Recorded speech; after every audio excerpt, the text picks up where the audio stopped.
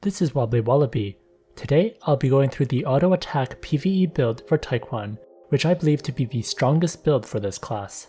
This is perfect for tackling weekly instances and boss hunting. Stay tuned to learn its potential and to see my recommended build.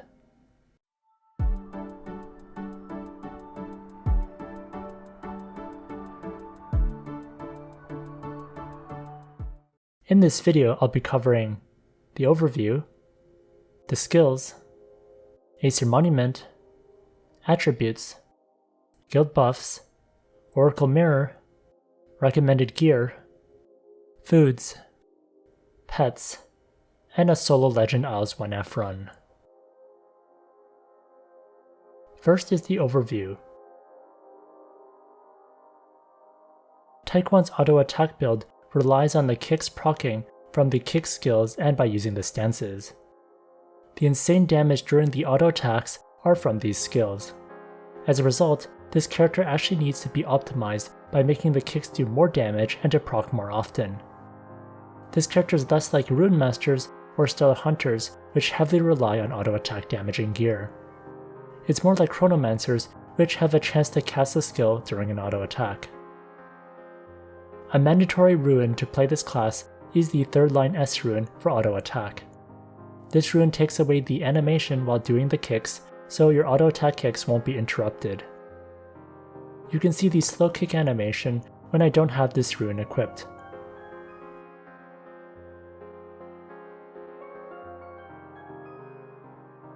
Now I'm going to add that rune and you'll be able to see a big difference.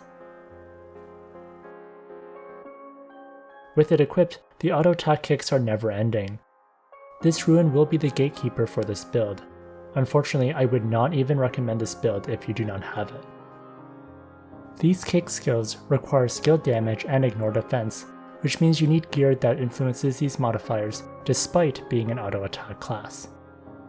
This build has great damage potential and survivability, which makes this quite a powerful class for PvE. With the right setup, you can even solo legend instances. A big thank you to Eulb and Team Leaks for the translations which I used for these skills, Aesir Monument, and Ruins. I'll put a link to their guides in the description. Next are skills.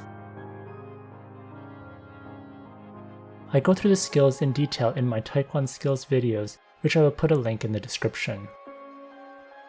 I'll quickly show you my allocation and discuss the important skills in detail. First are Taekwon skills. Get Come On to level 10, since that increases your auto attack damage. Also, party members including a solo party by yourself also works. The Advanced Rune gives you even more damage and can help your teammates. Peaceful Rest and Happy Rest will only need 1 point each, since it's a prerequisite for the Warm Breeze. Next, 5 points into Sprint. This skill is great for boss hunting. 30% move speed is fantastic. The Aesir Monument for sprint cooldown is also a priority, and the Advanced Runes that gives you more move speed after attacking is extremely good. Try to get the highest duration for this rune. Next, 1 point into Warm Breeze. This is a free conversion and this is very overpowered, since you can also do Ghost, Holy, and Dark damage too. The Aesir Monument gives you 15% more attack for certain elements, which is really good, so I'd highly recommend you invest in these nodes. Next, for High Jump, I put in 3 points as a prerequisite for Fall. For Fall, I put 9 points. The chance to dodge ranged physical damage is great. For Aesir Monument, focus on the agility, since more agility can lead to more damage due to another Advanced Rune. Next, 10 points into Roundhouse Kick. You want as much damage as possible when doing auto attack, so these procs are very useful. The Aesir Monument are all good, and the Advanced Rune damage percentage is the priority. Next, 10 points into Roundhouse Stance. You need the max 15% chance to proc in between the auto attack interval. Make sure you check off this box so it's activated. Next, 10 points into Heal Drop. Since bosses don't get stunned, the Aesir Monument isn't that important for PvE. Next, 10 points into heal drop stance. You need the max 15% chance to proc in between the auto attack interval. Make sure you check off this box so it's activated. Next are Star Emperor skills. First is 1 point into the Hatred of the Sun. For advanced runes, the extra damage is the priority. I excluded the Hatred of the Moon properties for this rune info. The third line lets you get more targets, but against tough bosses, you only need one target at a time, so I'd still choose a higher first line because doing 30% extra damage to a target is insane. If you're boss hunting where you'll likely have to switch targets pretty often, then I would choose to have a third line over the first line. Next, 10 points into Anger of the Sun. This will give you 50% more damage to the Hatred of the Sun target, which is quite an insane skill. The Aesir Monument is a nice to have. Next, 1 point into Hatred of the Moon. For the advanced rune, it shares the same one as the Hatred of the Sun mentioned previously, so I would still prioritize that damage over damage reduction. Next, 6 points into Anger of the Moon. Unfortunately, you don't have enough points to max this out, but even with 18% damage reduction, it is still pretty good.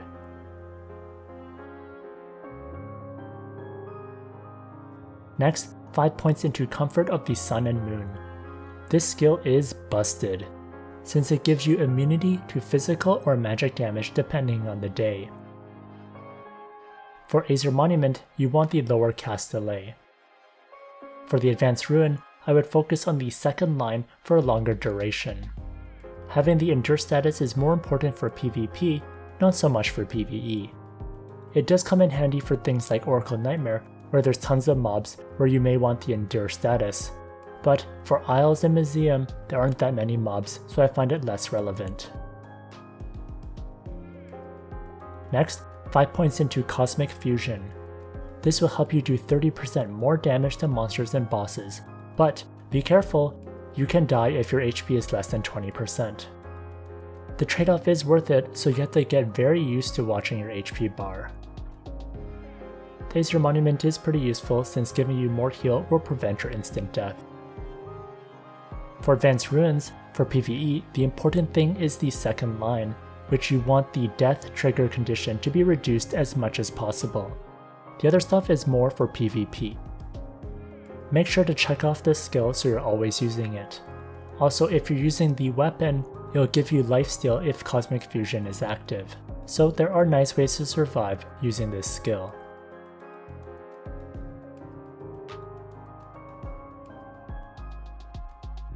Next, 10 points into Nova Explosion. This is my favorite kick, and the damage is very high at 2920%. You do need to take damage from using this skill, but it's not that painful. For PvE, only the damage increase from the Aesir Monument is important. Next, 5 points into Nova Stance. You need the maximum 15% chance to proc in between the auto attack interval. Make sure you check off the box so it's always active.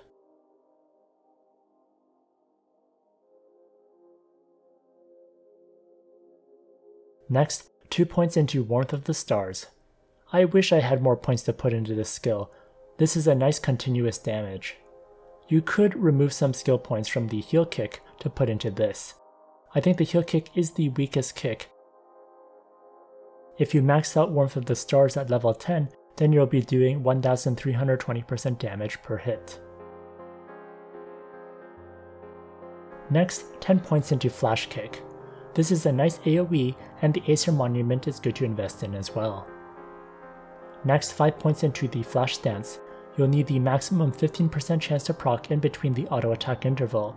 Make sure you check off this box so it's activated. Next are the Apocalypse skills. Focus on the nodes on the right side. First is the Star Stance, which is mandatory for the auto attack. Lighting up stars is also very important, as this will give you more damage as well. For burst, the Vientian Starfall is the skill you'll be spamming, so max it out. You can light up stars pretty quickly when the kicks proc. For advanced runes, make sure you get the high first line and then you either want a second line or third line. Ideally, you have both the second and third line, but I haven't been lucky in that sense, and even after hundreds of ruins, I still don't have it. For the rest of the skills, I'll skip those, just make sure you max them all out. For Aesir Monument skills, 5 points into the Star Retrograde is good. The Advanced Ruins third line is the most important since it gives you great survivability. The first line duration is nice to have, but the duration is super short regardless. I prefer the HP recovery from the third line. Please note on Museum and Isles, they disabled this skill. I'm not too sure why, maybe people were abusing it. But it does work on things like boss hunting and other weekly instances. For auto attack, I just have my auto attack skills.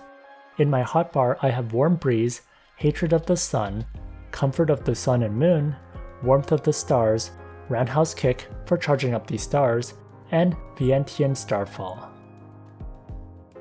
In my second bar, I have Sprint, Nova Explosion, Hatred of the Moon, and Star Retrograde. Casting Nova Explosion manually sometimes is great if you're fighting a big mob. Next is Aesir Monument. For my Aesir Monument stats, my priorities are 6% damage to large, so it can activate the Minoris's Insight effect for the 50% ignore defense. You may be lacking crit due to the gears, so 24 crit comes in handy. 8% ignore defense is important too, since ideally you have 200% ignore defense for legend. It's definitely hard to get these without good moral enchants, so getting a little bit here is useful.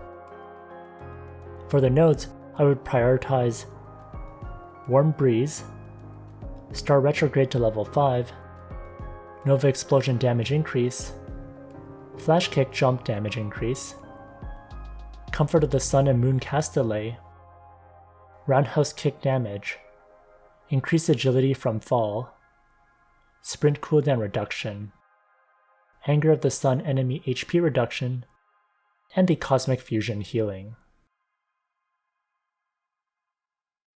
Next are attributes. I max out agility, then I put 150 points into luck, and then I put the rest into strength.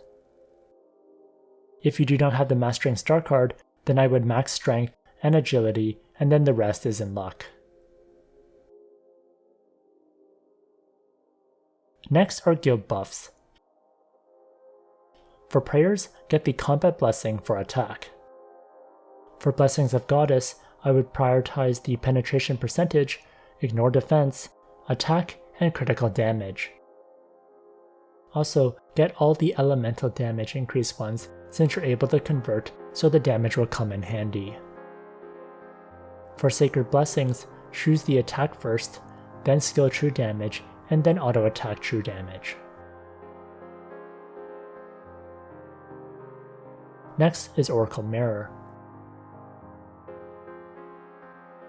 I recommend using the Combustible Knife for the penetration percentage, or the Bill for MVP damage. On my CPT account, I am using a plus 15 Combustible Knife, which gives me 20% more penetration. Next are Advanced Ruins. This is my setup. For Minor Ruins, I use Elemental Def Ruin, HP Def Ruin, Shield Def Ruin, Agility Buff Ruin, Luck Buff Ruin, and Strength Buff Ruin. For the attack ruins, I use the Penetration Attack Ruin, Berserker Attack Ruin, Armor Breaking Attack Ruin, and Destruction Attack Ruin. At the top I have the Comfort of the Sun and Moon Ruin,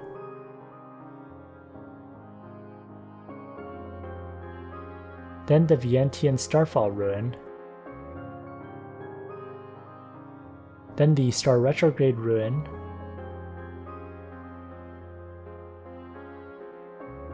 then the Roundhouse Kick Ruin, the Auto Attack Ruin, and the Come On Ruin.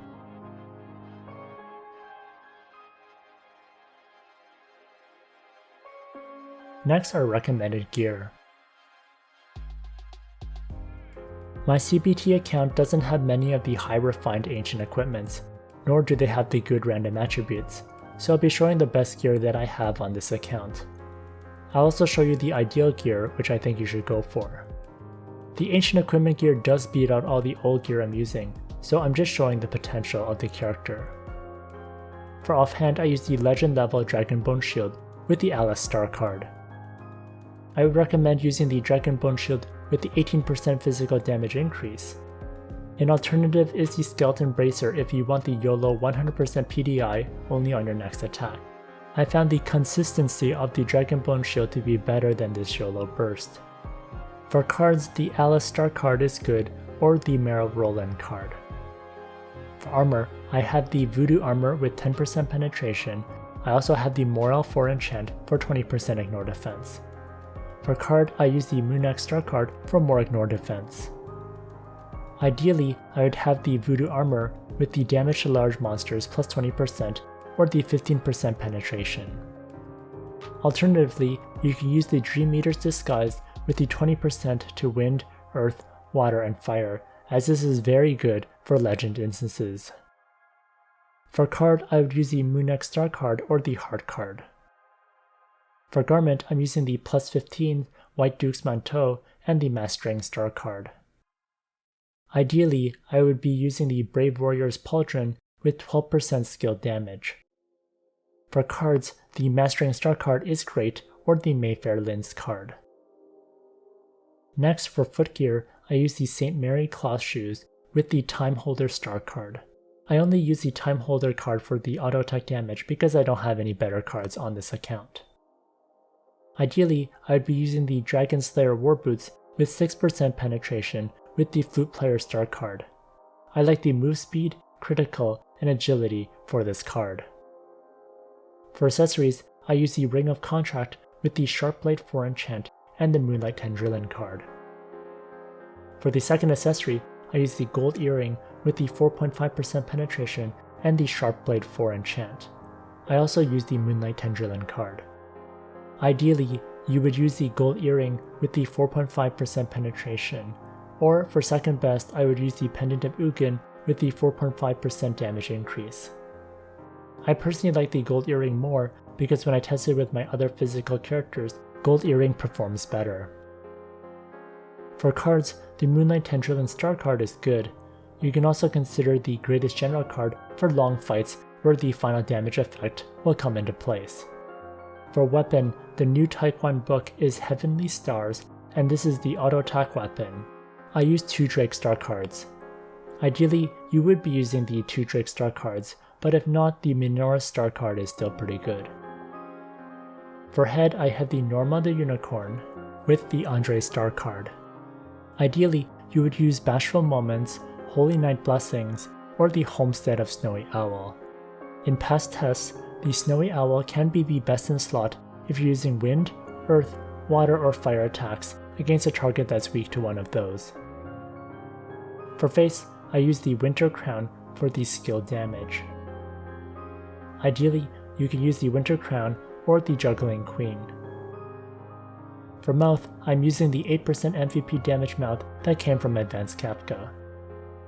Ideally for mouth, Huge Bounty is the best, then Light Food or Glutonious Imp are pretty good as well. For back, I use the Wrathgrissy Fallen Feather. I have Ignore Defense 15% enchant on it.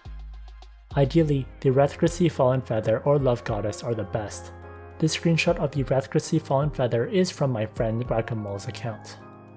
For tail, I use the Summer Banana Split for MVP damage, and it has a Sharpblade 4 enchant. Ideally, the Rock Bunny or Beautiful Ensemble are quite good. For relic, I'm using the Elf's Piccolo, which gives me 170.8 attack and 10% penetration. You can use Waist Size as a cheaper replacement. Next are foods. The anti-death foods like the original Will Green Barbecue are ideal. With Cosmic Fusion, you could easily die, so you need a backup plan to stop you from dying. For other meals, I would choose the Edgy B, Luck B, and Strength B meals to make yourself stronger. Next are pets. I would use any pets that can revive you because the Cosmic Fusion can easily kill you. My favorite is the Osiris pet. Next is the Solo Legend Isles 1F run. Let's see if Taekwon is capable of taking down this legend boss. I had previously hit this boss with the Hatred of the Sun already, so I'll still get the extra damage. I do Warm Breeze to convert to water attack. Then I run towards the boss with the Vientian Starfall.